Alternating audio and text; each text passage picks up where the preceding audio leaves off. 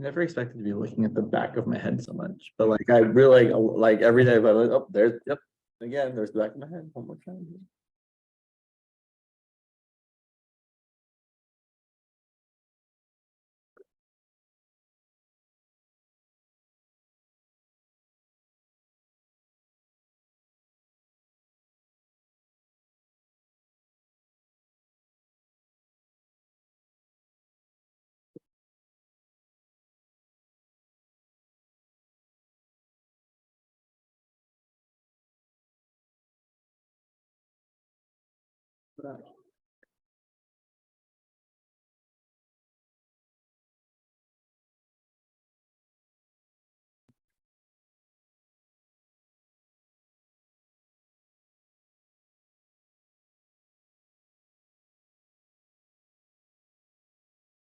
You're welcome.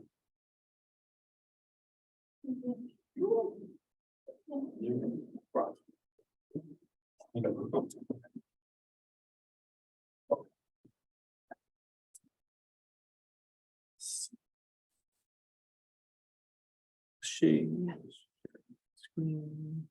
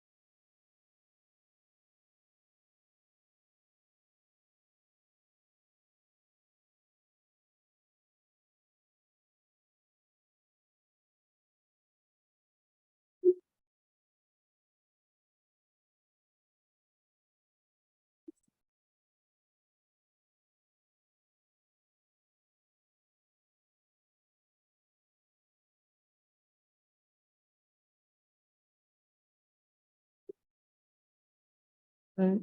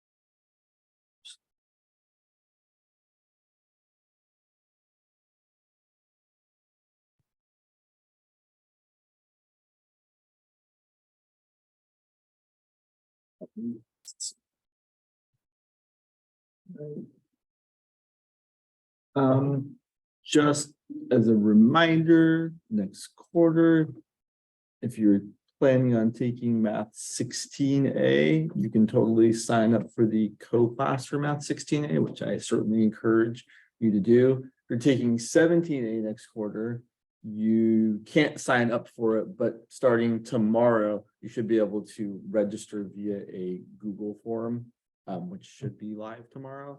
And if you're taking Math 12 next quarter, you can do the same thing. You can register for a support class for that as well. So whatever class and I guess you could also be taking 21A next quarter. That's a possibility for doing that. There's also a CRN you can register. So whatever math class you were taking next quarter, there is certainly support offered for that. I highly encourage you to sign up for that if that's an option. It might not be an option starting until tomorrow, but definitely there is some sort of support for whatever first quarter of calculus or pre-calculus you might be taking next quarter. You can find that all at the tutoring.ucdavis.edu/math website. It's just the AATC website, and go to the math part of it. So you have to scroll down a bit, and then this part actually will look like this. So click on this thing here, and you can find all those things there. Starting tomorrow for math the two that are the math 12 one and the math 17 one. So if you're looking for one of those two things, it should be up tomorrow. I'm not in charge of that though, so if not up tomorrow, don't put me, but it will be up eventually. Also, I should point out, what is it, starting next week, you take the math placement test again. Let's double check. What's that? Today? You start today? Oh, great. Okay, so you can take the math placement test once starting apparently today, and then once again sometime at the beginning of next quarter. So definitely make sure that's on your radar. It's always, I always feel like it's the worst time, right? Like you want to take another extra test right during or before finals, but that's the way the math department set it up. So that's the way it goes. So certainly make sure to do that if you need to do that. I imagine most of you probably need to do that, but yeah. There are also There are also resources for practice math placement exams on that same AATC webpage at the very bottom. Might as well hold back up for a second. You go all the way to the bottom. If you look right here, right there, there's class math placement exam review videos. You can go over there. And there's all sorts of useful material. I feel like there used to also be, yeah, lots of useful stuff. I feel like there's another place. I'll look for it. I know there's also a real place where you can generate practice math placement exams if you want extra practice. So I will look for that and see if I can find it, because I know it used to be around there, but I shouldn't spend class time doing that. So when you believe, that's a good question. I am working to get all the homework finally graded. I'm close, but yeah, it's been a challenge to get all the homework graded. So I don't know the answer to that question. But I will say I am trying to get it done as soon as possible. Homework, what is it?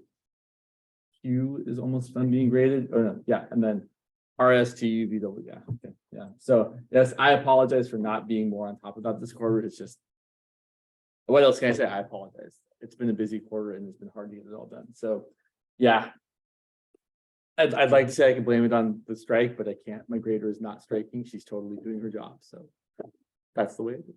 I apologize. But yes, it will definitely be graded sooner than later. That's not a great answer. I will work on that. So I feel like there was something else up here as well. Nope. Okay, cool.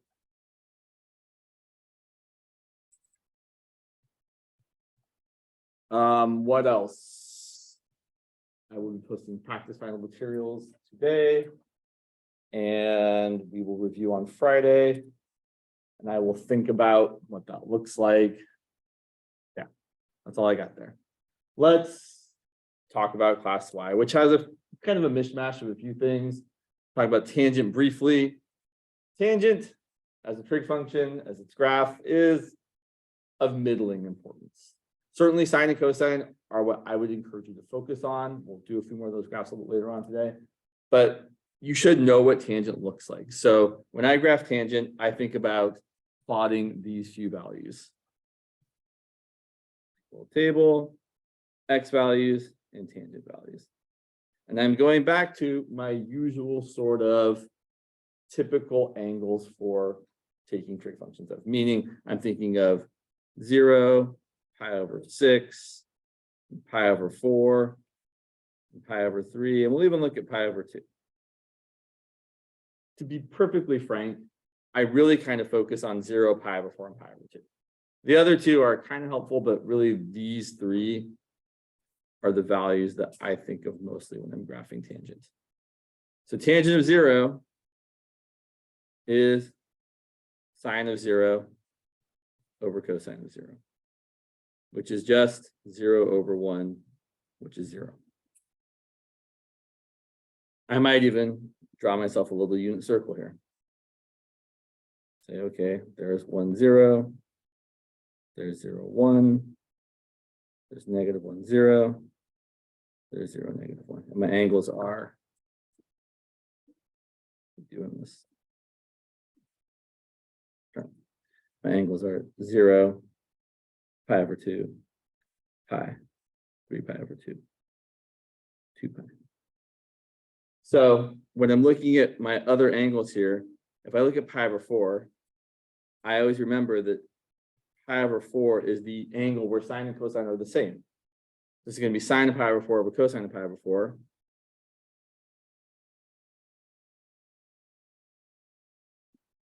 Which should just be 1. So they're the same. We could write root 2 over 2 over root 2 over 2. It's kind of a lot to write though. And then tangent of pi over 2. Well, tangent of pi over 2 is again going to be sine of pi over 2 over cosine of pi over 2. That's going to be 1 over 0, which is undefined. So what's going to happen at pi over 2 is we're going to have a vertical asymptote. We start labeling things here.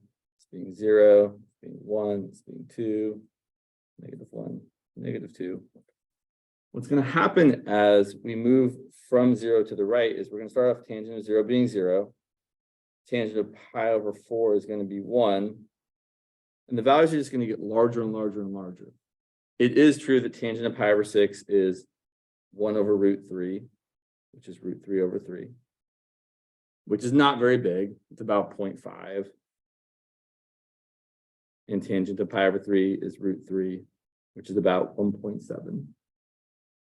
So what's happening here is we're just moving further and further up to the right. We're getting closer. Well, not closer. We're getting larger and larger and larger.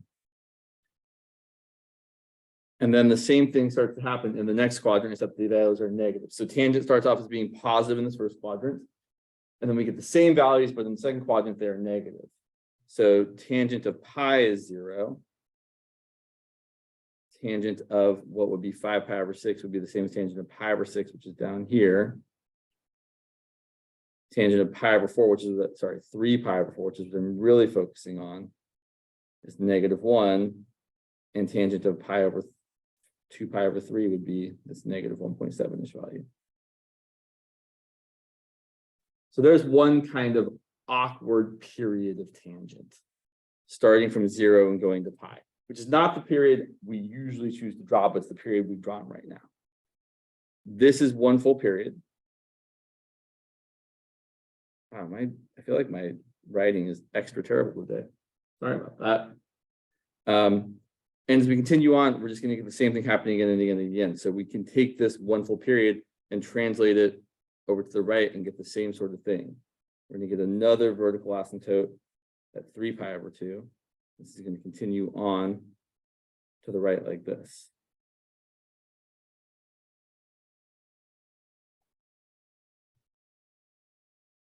So tangent is a fine graph. This is kind of what it looks like. I would certainly encourage you to look at a better graph on a graphing utility or Desmos. If we wanted to talk about a few things here for tangent, just to kind of think about it, the range of tangent is everything. You get all possible values. It goes way, way, way, way down to negative infinity, way, way, way up to positive infinity. The domain, as you might see, is less nice to deal with. We're missing values we're missing pi over 2 from the domain. We're missing 3 pi over 2 from the domain. And we're missing another pi's worth later, which would be 5 pi over 2. So writing the domain for tangent is kind of a terrible exercise. I often kind of cheat and just say, okay, well, I know I'm going to get everything from negative pi over 2 to pi over 2, exclusive of those endpoints, and then pi over 2 to 3 pi over 2, and then we kind of just keep going in both directions. That's one way to kind of say what we've got without having to be super precise about it.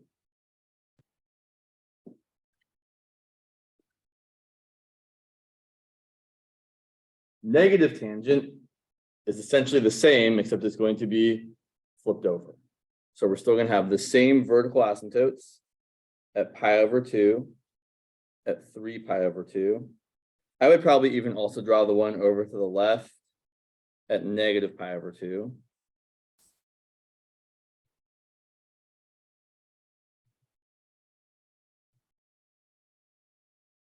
And this has the same behavior, except it's going to be flipped over. So instead of going up from left to right, you can even draw this one over here too if you like.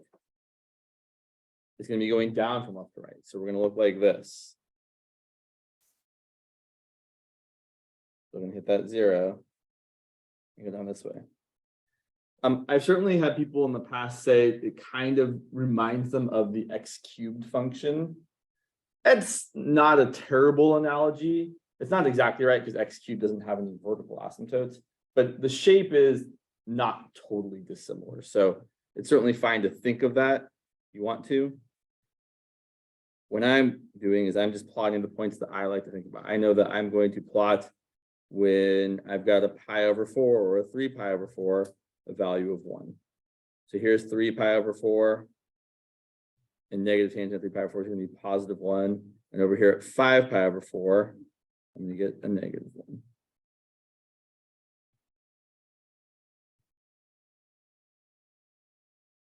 And it just continues on and on and on.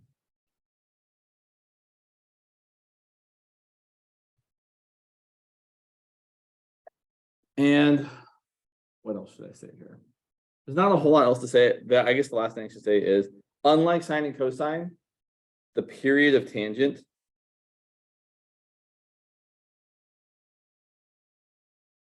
is just pi, not 2 pi. So after one whole length of pi, the whole graph just repeats itself again and again and again, whether it's tangent or negative tangent.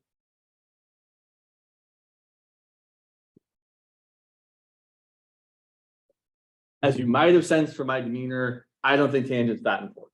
Like it's not important. It's just as you move along in your math careers, you're not going to see it a whole lot.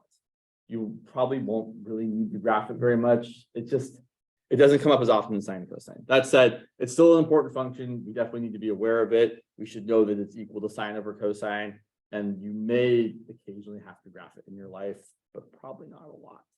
So we've talked about it. We can sort of talk more about it later if you wanted to, but we should talk about other more important things. So tangent, there it is. Behold its glory. And we will move on to something else. Like solving trig equations, which is definitely something you spend more time doing. Find all solutions if x is between 0 and 2 pi. All that means is that we're not going to find an infinite number of solutions here, right? If you're solving a trigonometric equation, like sine of x equal to the square root of 3 over 2, if we didn't limit the number of options, there would be an infinite number of solutions. We're going to limit that. Although sometimes in other classes, they do ask you to find them all, which is kind of annoying, but we can talk about that for a second. So when I'm trying to solve sine of x equal to the square root of 3 over 2, I'm looking for the reference angle.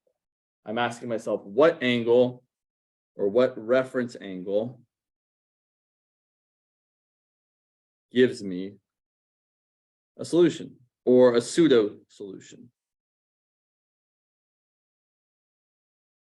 Okay, it's not pi over 4, because I know sine of pi over 4 is root 2 over 2. It's either going to be pi over 3 or pi over 6. And I'm pretty sure it's pi over 3 because that's the bigger value. And I know I need the bigger angle for sine to be equal to the bigger value. So I remind myself that sine of pi over 6 is equal to 1/2. Sine of pi over 3 is equal to root 3 over 2. So I'm looking at that.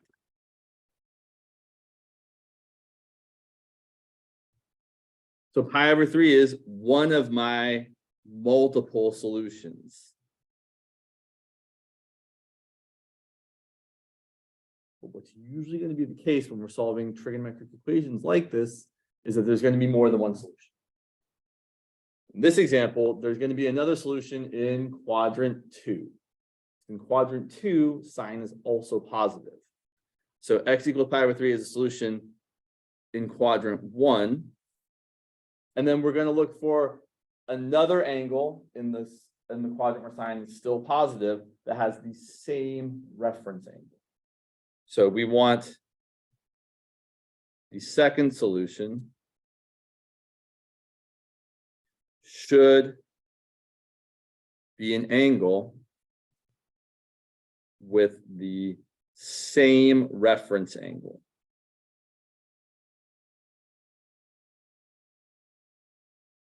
So I'm thinking, well, I'm going to go over to quadrant 2 because that's where sine is still positive. And whatever this angle is, I know I need the reference angle to be pi over 3. Okay, well, if my reference angle is pi over 3, then I know that my actual angle, which I'll call theta for just a second, I'm going to say, well, pi minus pi over 3 should equal my actual angle. And pi minus a third of pi is 2/3 of pi. Or we could do the math. Pi is 3 pi over 3 minus pi over 3, and that's going to equal 2 pi over 3. So x equal to 2 pi over 3 is the other solution. And that's in quadrant 2. And those are the only solutions in one full revolution, because in quadrant 3, sine is negative, and quadrant 4, sine is negative. So we can't get a solution in either of those two quadrants. If someone asked this question in the less nice way and said, find all solutions, here's what you would do. You would take your two solutions. So just as a little asterisk over here, if we wanted all solutions, which there are an infinite number of, because you can just keep going around and around and around the circle as many times as you want. The way you write that in a compact way is to say x is equal to 2 pi over 3. I skipped the first one, sorry. Plus any multiple of 2 pi.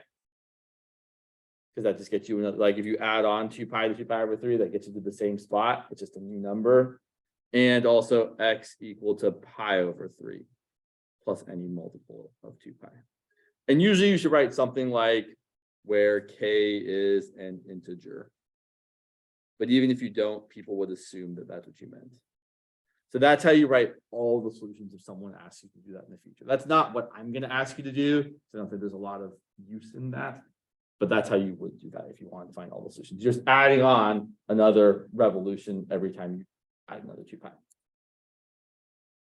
So that's kind of the gist. We're going to find the reference angle and then find the angles in the other quadrants where we have the right positive or negative sign and the right value. So let's look at solving cosine of x equal to negative root 2 over 2. This is a negative root 2 over 2. Kind of hard to see.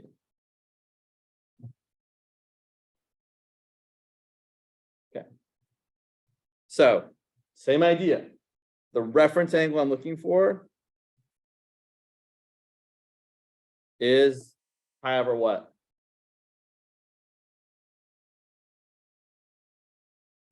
Yeah, right. Pi over 4. Now I should point out pi over 4 is not one of the answers, because we know that cosine of pi over 4 is positive root 2 over 2.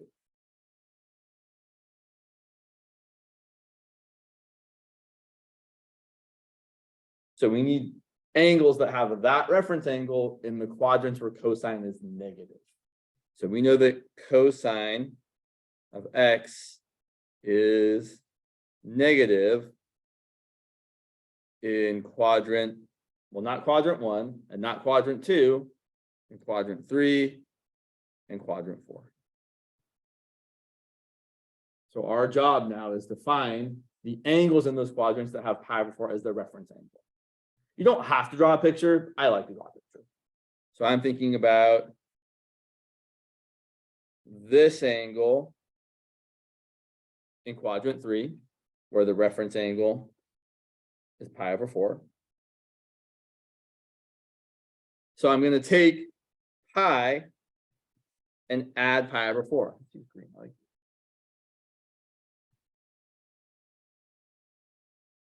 So my actual angle in quadrant 3 is pi plus pi over 4. I went halfway around the circle, that's pi, and then another pi over 4 to get the angle I actually wanted. And I'm going to get that as 4 pi over 4 plus pi over 4, which is 5 pi over 4. Similar idea for quadrant 4. Again, this is not the way you have to find the actual angle. This is just the way I think makes sense to think about it. But if you know already that the angle in quadrant 3 that has pi over 4 as reference angle is 5 pi over 4, totally fine. You don't have to draw this picture. In quadrant 4, same idea. I want the angle, the reference angle, which is measured to the x-axis, that needs to be pi over 4. So I'm pi over 4 short of a full revolution. So my actual angle is 2 pi minus pi over 4. So I'm going all the way around and then back pi over 4. That's going to be 8 pi over 4 minus pi over 4, which is 7 pi over 4. Typically, not always, but often, these kind of equations are going to have two solutions. If it's equal to a negative, the solution where both those things are negative. If it's equal to a positive number, the answers, the quadrants where both those things are positive. Let's look at some more equations. So these ones are pretty straightforward. They're just sine or cosine equal to a thing. Sometimes we have to do a little more work though. Like first isolating the trig function. So here, if I'm trying to solve sine of x equal to sine of x plus 1 equal to 0, I first want to rewrite this as sine of x equal to negative 1. In this case, our answers, you might, so this is kind of a special case maybe. We're not going to get answers in quadrants 3 and quadrants 4, where sine is negative. Because there's only one answer or one place where sine of x is actually equal to negative 1. It's one of those quadrantal angles. If we think about our unit circle again, I'm looking for the place on the unit circle where the sine value is equal to negative 1. So let me ask you all, is that going to be, well, we can eliminate the top and the right side because you don't get negative 1 on either of those. Is it the left one or the bottom one where sine is equal to negative 1? Yeah, the bottom one, exactly, because sine is the y value. So we're looking at an angle of 3 pi over 2. Or if you prefer, you could say, because if you wanted to use degrees, you could say 270 degrees. Well, definitely, I encourage you all to try to think of things in radians because that's usually how things are going to go in the future. That's it. That's all there is to that problem. There's nothing else to show or do. All right. So now we've got tangent squared of x equal to 1 over 3. And before we can start solving this, we should take the square root of both sides. So when I do that, though, I take the square root of tangent squared equal to the square root of 1/3. Well, a couple things. First of all, that's going to give me tangent of x equal to plus or minus. And if I rewrite that square root of 1/3, I can write that as the square root of 1, which is just 1, over the square root of 3. And that doesn't look super familiar to me because usually we rationalize that value. So I'm going to reimagine this as tangent of x equal to plus or minus root 3 over 3, because that's the rationalized version if we multiply the top and bottom by the square root of 3. So we need to find the reference angle, and we need to think about what quadrants our answers are going to be in. Well, if tangent is positive, we get answers in quadrant 1 and quadrant 3. And if tangent is negative, we get answers in quadrant 2 and quadrant 4. We get answers in every quadrant. That's pretty typical if you have a trig function equal to positive or negative. You're going to get an answer in every quadrant or a solution in every quadrant. So we just have to figure out what the reference angle is. All right. So my reference angle, tangent of what equals positive root 3 over 3? Is it pi over 3 or is it pi over 6? Oh, how do I know it's pi over 3 or pi over 6 and not something else? Well, tangent of pi over 4 is 1. And tangent of 0 is 0. And tangent of pi over 2 is undefined. This is kind of the only thing that's left. In fact, we could even go back to our tangent page. Say, tangent of pi over 6 was root 3 over 3. And tangent of pi over 3 was root 3. So it looks like pi over 6 is the reference angle. I would also point out that just like sine, in the first quadrant, tangent gets bigger as the angles get bigger. Sine gets bigger as the angles get bigger. So I know it's not pi over 3 because tangent of pi over 3 is the bigger angle and tangent of pi over 3 is the bigger value, which is equal to positive root 3. Tangent of pi over 6 is the smaller angle and root 3 over 3 is the smaller value. All right. So now we've got our one reference angle, and that is a solution in quadrant 1. And then we need to find the other angles with the same reference angle. Now, in this case, I feel like we can be a little more lax in that we know we're going to get an angle in every quadrant. So we just have to list all the angles that have pi over 6 as the reference angle. In quadrant 2, let's see, it's something pi over 6. It's not 2 pi over 6, it's not 3 pi over 6, it's not 4 pi over 6, it's 5 pi over 6. Which you could think of it as the next one that doesn't reduce, or you could think of it as, well, that's just pi minus pi over 6. And then the next one in quadrant 3, not 6 pi over 6, it's 7 pi over 6, which is just pi plus pi over 6. And finally, the last one in quadrant 4, 8, 9, 10, it's 11 pi over 6, which is just 2 pi minus pi over 6.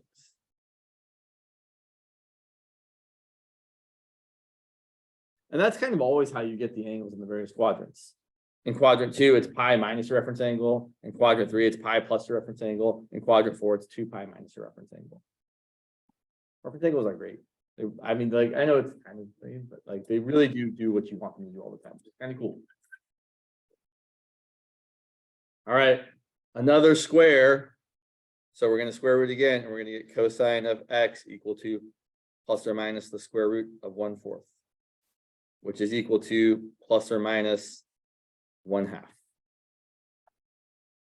So we're still going to get angles in every quadrant, and we just have to find the reference angle. So my reference angle, okay, I need cosine of something to equal positive 1/2.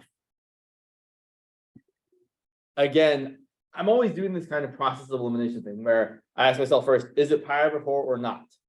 Not pi over 4. This cosine of pi over 4 is root 2 over 2. So it's either pi over 3 or pi over 6. Which one is it?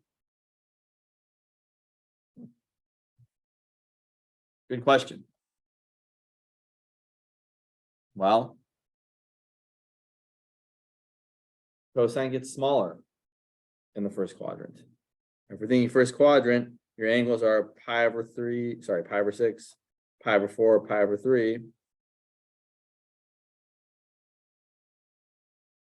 And as we start off, cosine's big, and then smaller, and then smaller. Well, the big value is root 3 over 2, the middle value is root 2 over 2, the smallest value is 1/2.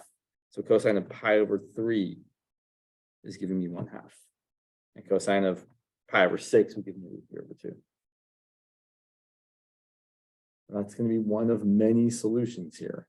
So my solutions are going to be pi over 3 in quadrant 1, something pi over 3 in quadrant 2, 2 pi over 3 specifically, 4 pi over 3 in quadrant 3, 5 pi over 3 in quadrant 4.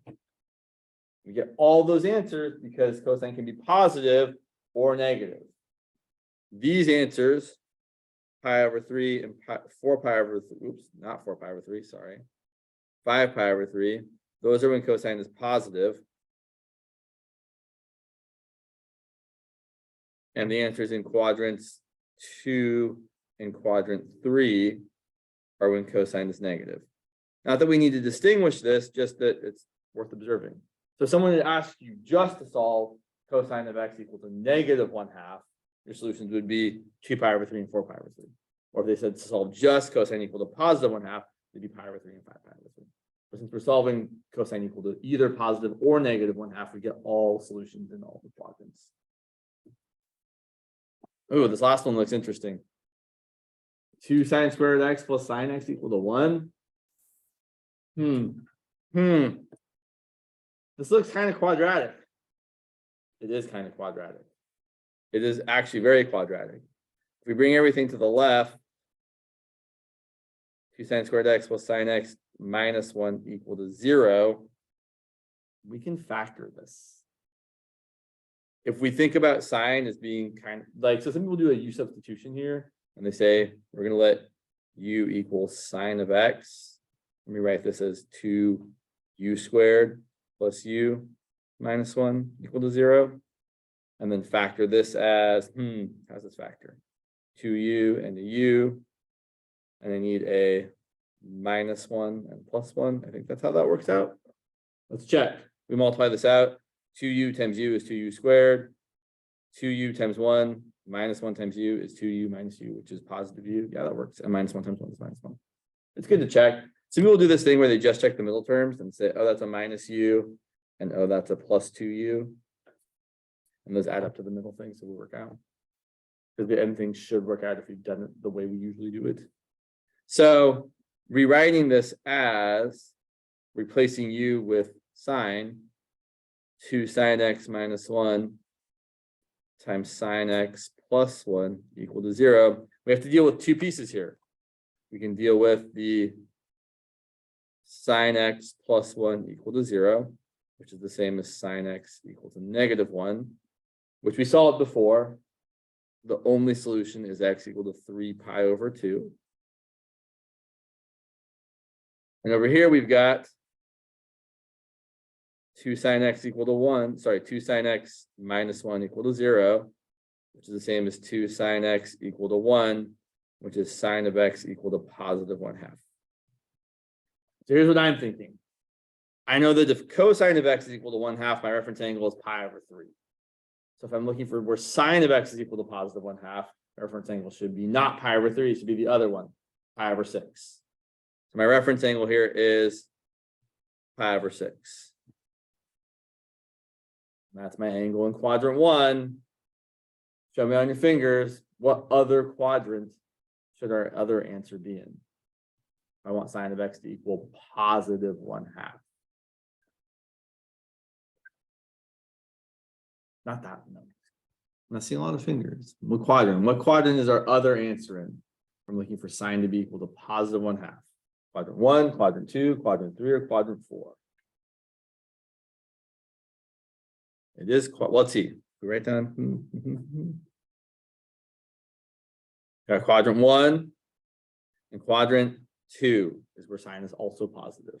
So that's the other quadrant our answer should be in. So our other angle should be, see, not 2 pi over 6, not 3 pi over 6, not 4 pi over 6, but 5 pi over 6. Or if you prefer, and I do kind of prefer, pi minus pi over 6, which is 5 pi over 6.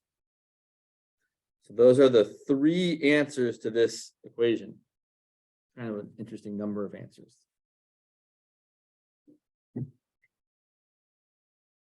So solving trig equations typically boils down to this.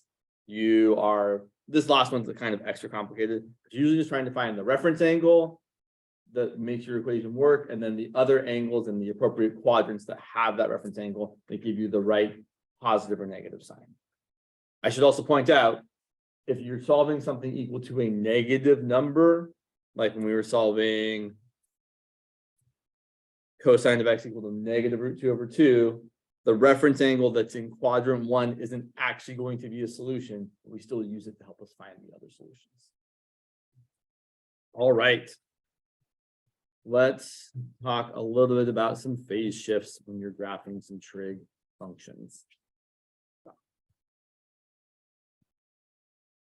All right.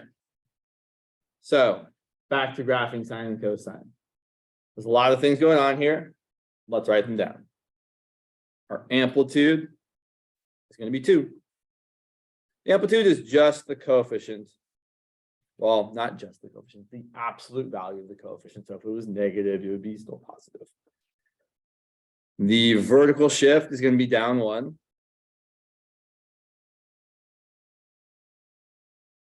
And we know that our period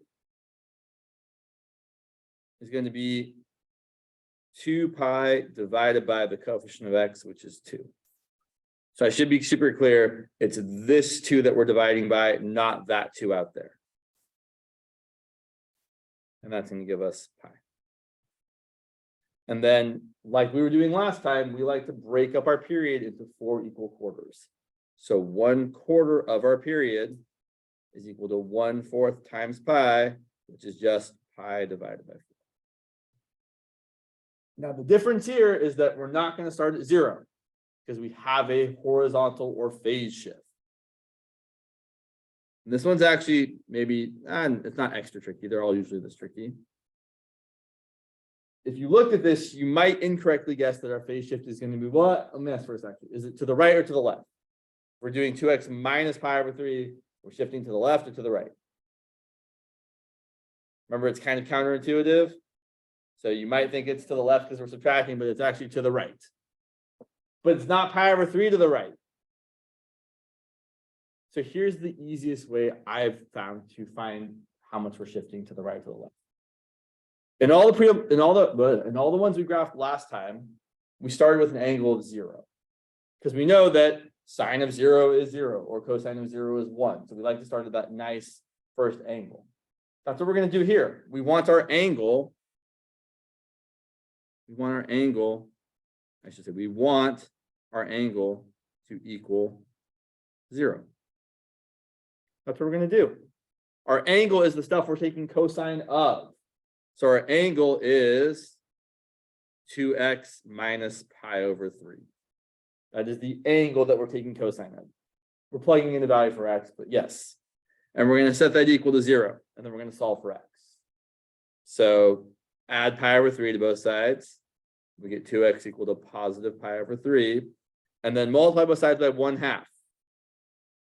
1/2 times 2x equals 1/2 times pi over 3.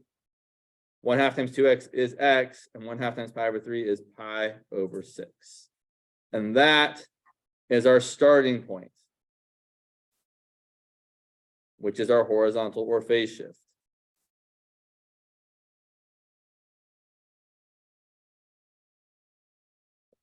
So we're going to start at pi over 6, and then we're going to do one full period from there.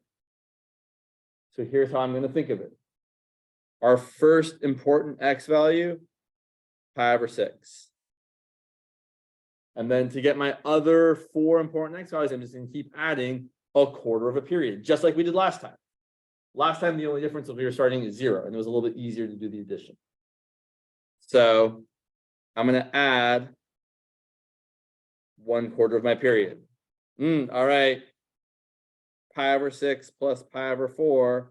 I should get a common denominator. That's going to be 2 pi over 12 plus 3 pi over 12, which is 5 pi over 12. So my second important point is going to be 5 pi over 12. My third point, I'm going to add another pi over 4, but here's where I would think about, well, adding pi over 4 is really the same as adding 3 pi over 12. Let's just call it 3 pi over 12 so I don't have to keep doing the common denominator finding here. So I'm going to add 3 pi over 12. And 5 pi over 12 plus 3 pi over 12 is 8 pi over 12. Yes, we could reduce that. No, I don't want to. Because I'm going to add another 3 pi over 12. And I'm going to run out of room. So my x sub 4, I'm going to get 8 pi over 12. And this looks kind of janky here. Plus another 3 pi over 12 to get me to 11 pi over 12. And then finally, x sub 5 is going to be, well, I'm going to add another 3 pi over 12. And I'm going to get 14 pi over 12. Couple things. Notably, we are not ending at a value that is actually equal to the period. Because the period before, when we started at 0, you'd always end at the period value because you're going from 0 to whatever your period length was. But here, if you want to check to make sure that you've got the right values or the right length, the period should equal your ending point minus your beginning point. Let's check. I should say, if you've done things the right way, you never have to check this. I just want to check it to see that I've done it right. So my ending point was 14 pi over 12. My beginning point was pi over 6. And if I reduce 14 pi over 12 to 7 pi over 6, 7 pi over 6 minus 1 pi over 6 is certainly 6 pi over 6, which is pi. Awesome. The period is pi like we said it was. Oh, sorry, you can't quite see that. Again, not necessary at all. I just wanted to check to make sure I did it right. So now we're going to try and plot our points as best we can. And yeah, so let's see. I'm kind of eyeball it. There's pi over 6.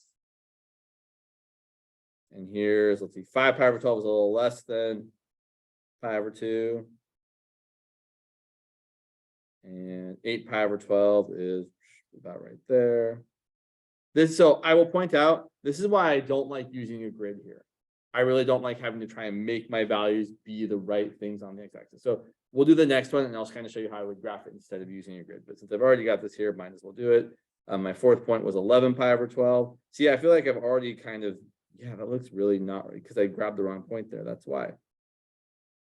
And 11 pi, see, this looks terrible. In fact, let's not do it that way. Let's actually do what I would encourage you to do on your own. So instead of doing this, let's do it this way.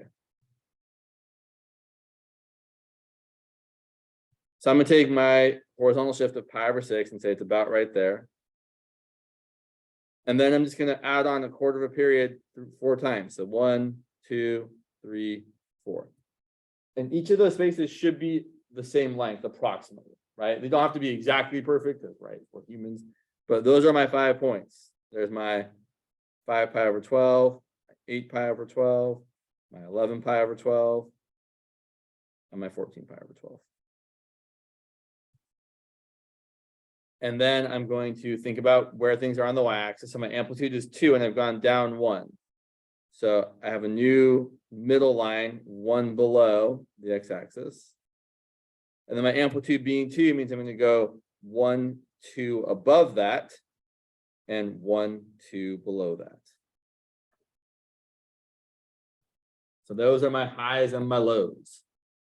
And I'm graphing cosine, meaning I'm starting at a high and then going to the middle and then to the bottom and then back to the middle and then up to the top.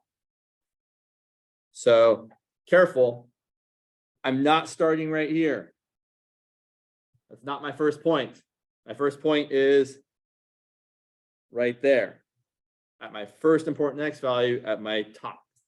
And then my next point is at my next important x value in the middle. Then my next point is at my next important x value at the bottom. So it's still the usual cosine shape, but it's been shifted over to the right. And then back to the middle, not the x-axis, right? Not that point right there, but that point right there. And then finally back to the top.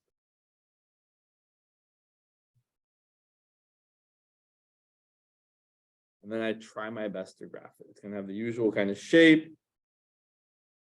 Try to hit my points as best I can.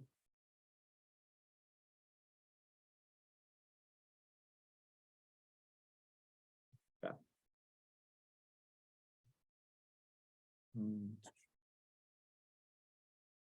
I think this function does happen to go through the origin because of how the values work out. But I will say it's really not necessary, especially if you're graphing, not at all. When you're graphing these, you don't really need to find the y-intercept or the x-intercept. So I know usually when we graph stuff, I really want you to find all the intercepts. Trig functions are an exception to that rule. We don't really care about the intercepts. Yeah, they're useful sometimes, but really I want just these 1, 2, 3, 4, 5 points. The highs, the lows, and the middles. That's it. 1 period's worth, and then we're done. Questions about any of the stuff we've done for this?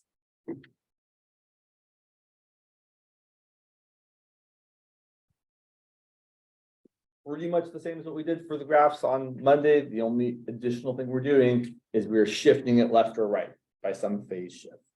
Let's do, yeah, we got time. Let's do another example. And let's just do it. Yeah, I'm going to be more realistic about this. Let's do it the way I don't want a grid. The grid is not helpful, I think. Some people, it's not helpful to me. You might really like graphing on a grid. I usually don't. I find it kind of, what's the word I'm looking for? Confining. So let's look at the next example. We want to graph y equal to 3 sine of 3/2 x minus 3 pi over 4. Watch, this one probably is going to be one where the values are actually nice and graphing on the grid is totally fine. But oh well, I've decided not to do that. So the same kind of stuff we're going to look for. The amplitude is equal to 3. There's no vertical shift, so we know we're going to be going up to a top value of 3 and a bottom value of -3. So no vertical shift. Our period is going to equal 2 pi divided by 3/2. And again, we're just getting that 3/2 from the coefficient of x. That's going to be 2 pi times 2/3, which is going to be 4 pi divided by 3. And then a quarter of our period is going to be 1/4 times 4 pi over 3, which you can either just cancel the 4s and get pi over 3, or you can multiply it out and get 4 pi over 12 and then reduce it to pi over 3. So each of our important points are going to be pi over 3 away from the next one. And then our phase shift, we're going to get by setting whatever you're taking sine or cosine of equal to 0. Because we want to start at an angle of 0. This one should shift to the right again, because we're subtracting on the inside. So we're going to set 3/2 x minus 3 pi over 4 equal to 0. And if I'm doing this, I would encourage you always to do this in the same way. First, isolate the whatever you have times x. So I'm going to say I've got 3/2 x equal to positive 3 pi over 4. And then multiply both sides by the reciprocal of whatever the coefficient of x is. So we should get x equal to 3 pi over 4 times 2/3. The 3's cancel, the 2 and the 4 cancel, and you end up getting x equal to just pi over 2. So that's our phase shift. That's how far to the right we're going to start. We still need to find our important x values.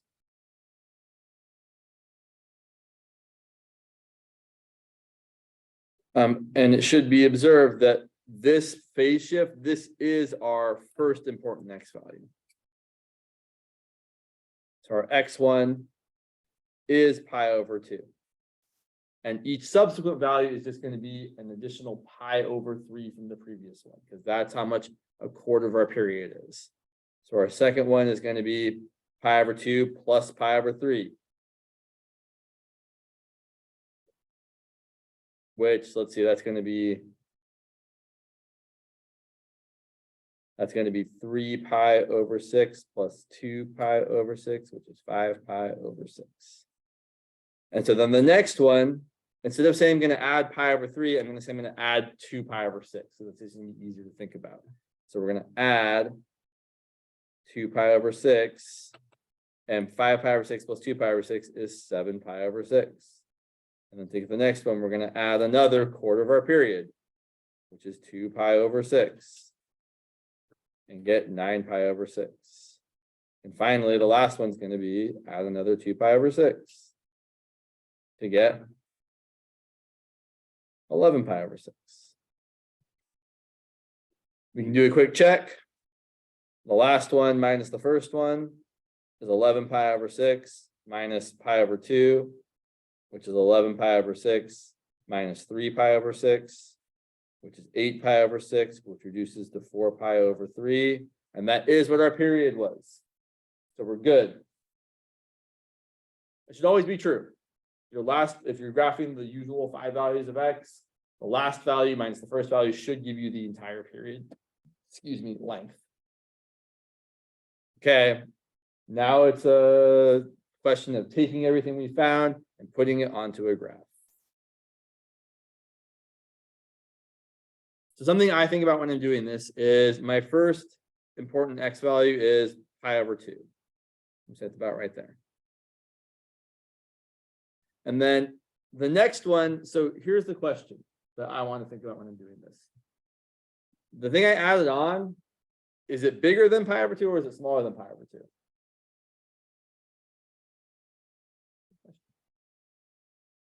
Is 1/3 bigger than 1/2 or the other way around? 1/2 is bigger.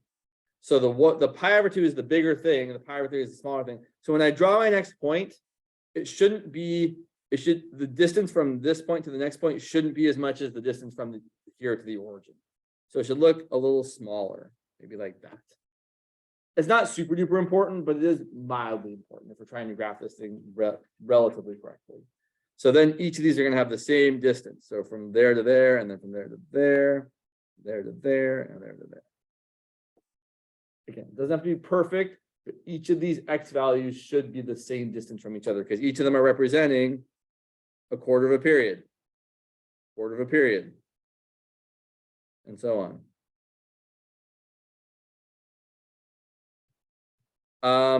I don't want to label them just yet. So then I'm gonna go up to a height of 3. Here's where you can be pretty hand wavy about it. I might say that, let's see, 3, I don't know. I might just graph it in a way that makes it convenient. Is that about 3? Maybe. I'm not super concerned. And then I know I'm graphing sine, so sine's going to start not at the top, not at the bottom, but at the middle. And then it's going to go up to the top, and then back to the middle, and then down to the bottom, and then back to the middle.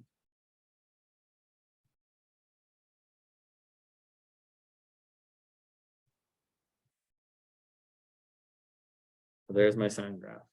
And then I would probably fill in these other values and be like, okay, that's 5 pi over 6. That's 7 pi over 6. That's 9 pi over 6. That's 11 pi over 6. But honestly, if you just wanted to write like x1, x2, x3, x4, and x5, and say that here's all my xy's over here, that would also be totally fine. One more example I didn't get to, but that's all right. Makes them out of time. So Friday we'll review. I will before then publish the practice materials that are on Canvas. And yeah, thanks for coming.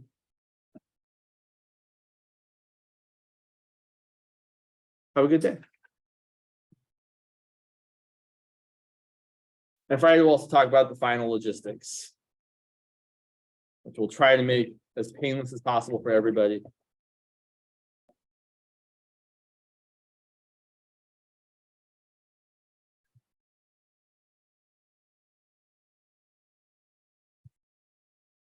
To answer that question that the Merton asked before, I will try to get the answer keys posted sooner than everything's created. I've got the next couple ones. I've almost got the next written out, and the other two should be not too far behind that. So that is something that will come sooner than the grading. Good day. You too. You're welcome. Oh yeah, attendance form if you didn't already get it.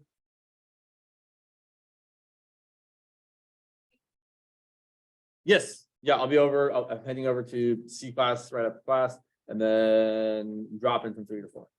What's up? It's a good question. I believe you are. It's supposed to come from the math department, so I don't actually know, but I feel like you should. That's a good question. If you've already satisfied it, you should need to take it, obviously, but I don't know. Right, because I mean, so we're not the math department, right? They're definitely a totally different entity, so I don't exactly know, but I feel like yes, you're supposed to get an email from them. It might not have come yet though. Yeah, I was looking for my email because I did get a replacement class book again. okay, Because I didn't satisfy math. sure. So I was like, oh, the math was good. Do you need to take it? I don't Okay, well then, sure. And you already satisfied the placement test? Yeah, in summer. Okay, then I mean, then you don't worry about it, but I would be curious to know if other people got an email. But maybe if, yeah, I don't know. That's a good question because I feel like, no, they must like, yeah, I would imagine there's some sort of mechanism for not sending it out to students that don't need to take it. So yeah, you should be fine. Yeah. All right, you're welcome.